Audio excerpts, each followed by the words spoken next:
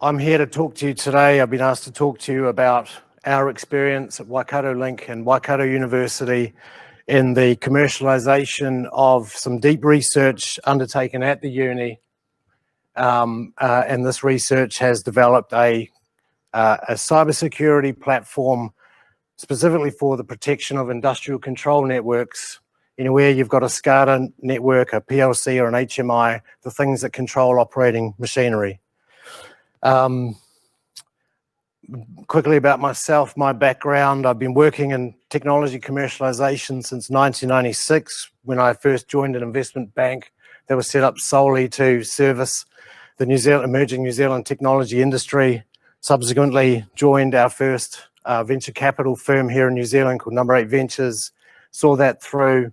And over the last 10 or so years, I've been involved in numerous startups, the most interesting of which in many respects was a biotech company that myself and the founder raised a good $20 million for and migrated to the US.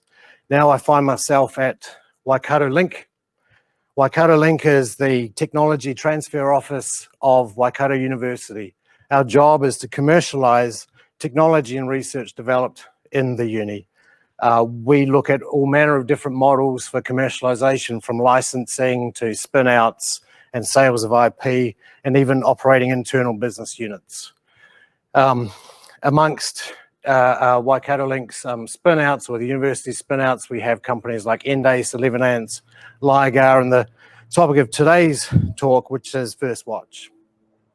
So let me talk about some of the challenges that we face at university and that we particularly faced in this particular opportunity.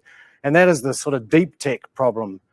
This technology originated as something called PROGA, which was developed under a government-funded program called Stratus. Stratus covered 4 or 5 universities for $12 million over 4 years. And its purpose was to try to find and build technologies to help New Zealand address its cloud security. So 4 to 5 years development, off and on, led by students and researchers. It was what I'd describe as a fairly raw product. It was designed primarily for Linux. It had a Windows version that was not very well developed. So then we have another problem when we're looking to commercialize the technology, is there is no obvious founder. And anyone familiar with the technology industry here or overseas would know that, generally speaking, a strong founder, capable founders, are really key to driving a business forward.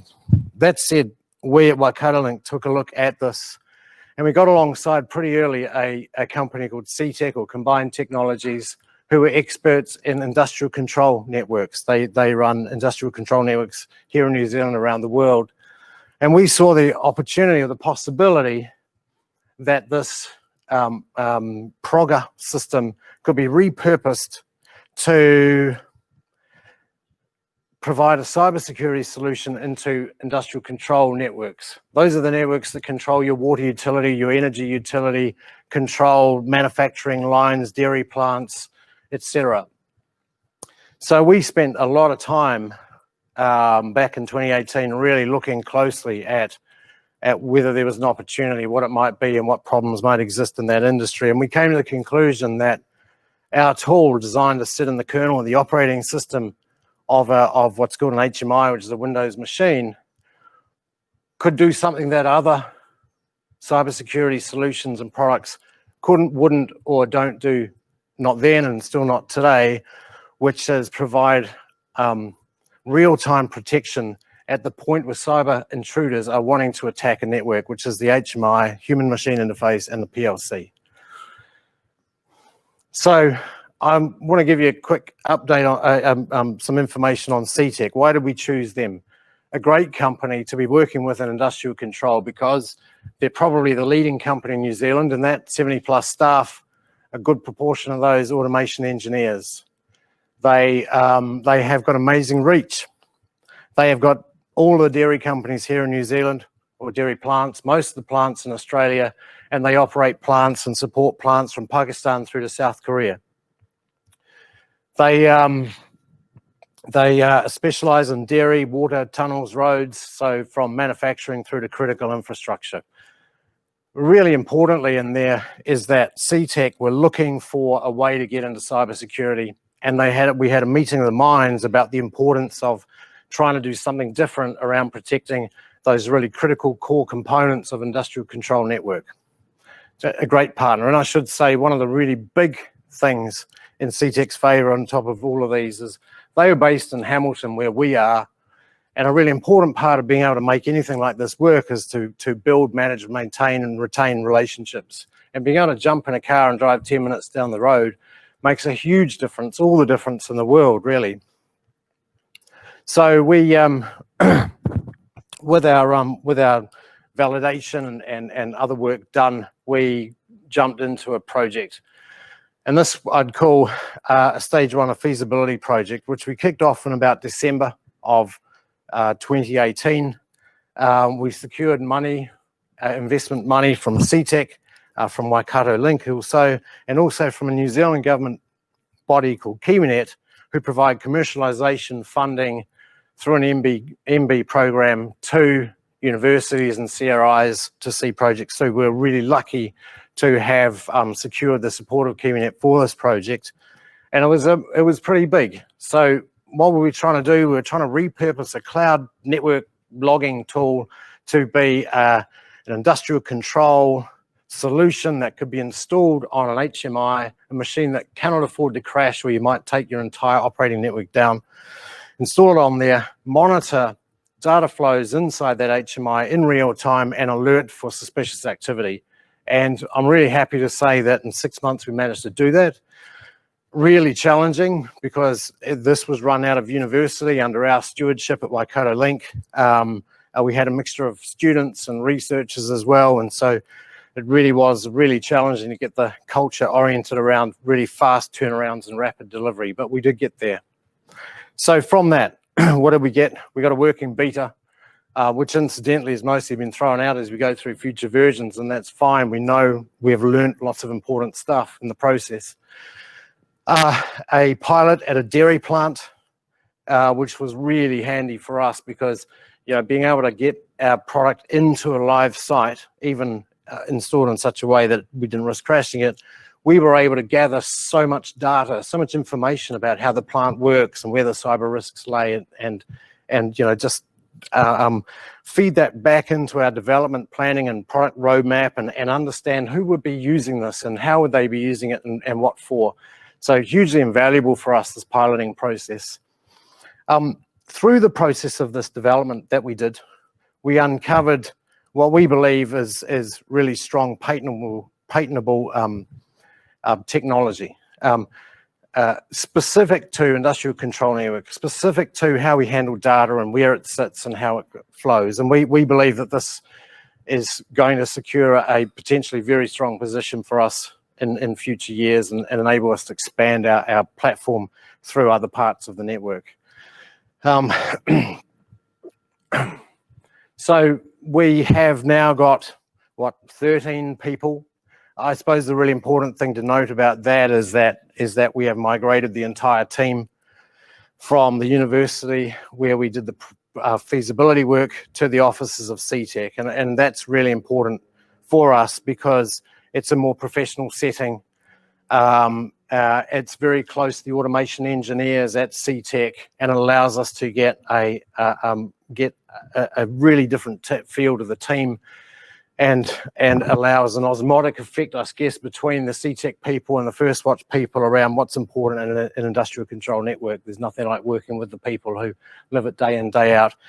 And on a final note, all of that work allowed us to start negotiating in probably August last year, through to finally closing in May, a seed investment round of around $3 million, which we did manage to get signed off during lockdown in May, which we're really pleased about. So, you know, from here, we've got a company that now has 13 people in it. We've got pilot sites lined up, another one going in next week. We've got a team. We've got excuse me, frog in my throat. We've got now product lines outside of the software product we're building, which has only come about because we're able to partner with CTEC in the delivery of this. An assessment solution that we have been taking now to some dairy plants and water plants around the country with really great results. This obviously provides an immediate solution to the New Zealand market. It obviously provides some income. We understand that that is not scalable outside New Zealand, and that's okay, because what we're doing with it is we are helping New Zealand cyber posture, but we are also really helping our development team understand what's really going on at a client site in a way that would be near impossible if we didn't have this available to us. So really exciting. We are on track to launching our software in June of next year, and after that we plan to raise a Series A round second half of the year to really start going gangbusters. And obviously we want to go global with this, and we know from our relationships with various overseas parties, the GAs, Siemens, Rockwell, that what we've got is unique and really potentially extremely valuable. Some observations I've got, they're on the screen there, but if I just come up with a few, none of this would have been possible without CTEC as a partner. CTEC gave us confidence around the market and the industry. CTEC have provided us with customers, links to customers. CTEC give us credibility when we talk to them, give us credibility when we talk to insurance companies, give us credibility when we talk to Rockwell, Siemens, GA, and others. CTEC have also enabled us, made it much easier to hire some of the key staff we have needed for this, because they provide some security, desk space, etc.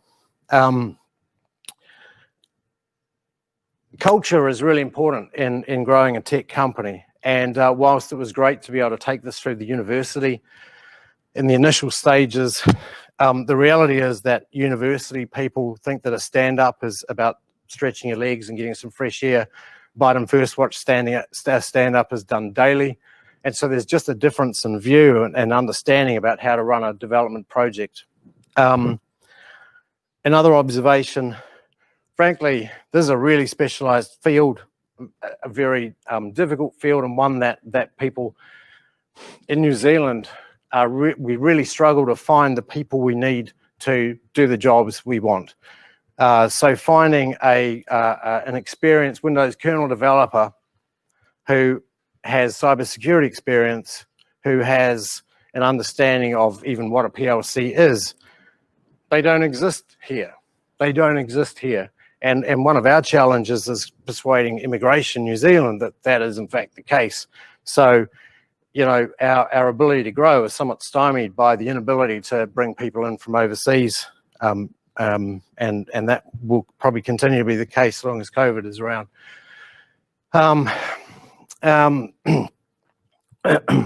Drying out again. Outside of that, look, I think the lack of a founder or founders in creating a tech startup is really challenging, and I think this is going to be a common case wherever you've got deep research, particularly coming out of a university or some research institute. The people who come up with the original idea, the people who do the initial work to prove it on a benchtop in a lab test or simulation or whatever it might be, are 99% of the time not the kind of people who pick up, run and grow a new technology business. So we have to work on the assumption that they are not going to be the people who run this thing. So this presents a real challenge, because to get funded, generally investors are looking for really strong tech founders or a really strong foundation team. So I think what this does is it makes that strategic partnership building, as we've done with CTEC, so absolutely critical to the future of this thing. And what we've done is the MD of CTEC has reduced his role there and has become effectively MD at First Watch. And what we've focused on is building a really strong technical leadership team, people we could present to any investor anywhere, and then building a tech team around it. And to be honest with you, at the early stage of a technology build like this, the eventual business model could be anything. And whilst we definitely want to understand that there's money in them there hills, that there's gold to be found, I think it's premature to be spending a lot of time thinking about how much money you'll make and in what form and how you'll charge, when you still need to fundamentally demonstrate that the technology works. And if the technology really is truly different and truly better and has a great point of difference, then you can start constructing the business model around the conditions that you find at the time. Personal opinion, and I know that will differ from others. So other observations outside of the relationship with CTEC, this simply couldn't be the case without building a lot of partnerships. We've got partnerships in Singapore and here, and every one of those has kind of been quite critical to building this business, which is still at a very, very early stage. Another thing to say, and this has sort of come from our work looking around at New Zealand industrial sites and critical infrastructure, would be that I think New Zealand really does need to look closely at a government and plant owner level at just how well protected are they for cybersecurity intrusions. And my observation is that there's a long way to go, and that there should in fact be some urgency around trying to remedy that across the board. So those are a few thoughts I've had and want to share. Lastly, just to give you an idea of a small number of people we're working with. Obviously, we've got CTEC and WaikatoLink and KiwiNet in there, but we have a Singapore group, Cylon I-71. They were part of a marquee cybersecurity accelerator program that we got onto late last year. That was critical in allowing us to build a network in Singapore around cybersecurity and around government. That helped us secure investment from Singtel Innovate, their venture capital fund, and NUS Ventures, the National University of Singapore venture fund as well. We continue to have a great relationship with the University of Waikato, which is good because the researchers there are pushing the boundaries on a research fund, and we can pump technology back into First Watch, particularly around machine learning, because we produce tons of data and around what we call deep packet inspection through University of Waikato's WAND group. And we're building a relationship with University of Queensland as well. There are dozens of others that I can't mention now, and a lot more that are going to come online. So look, as a final piece here, you know, we've gone from being Progger, a logging tool for Linux, to First Watch, protecting critical infrastructure. Thank you.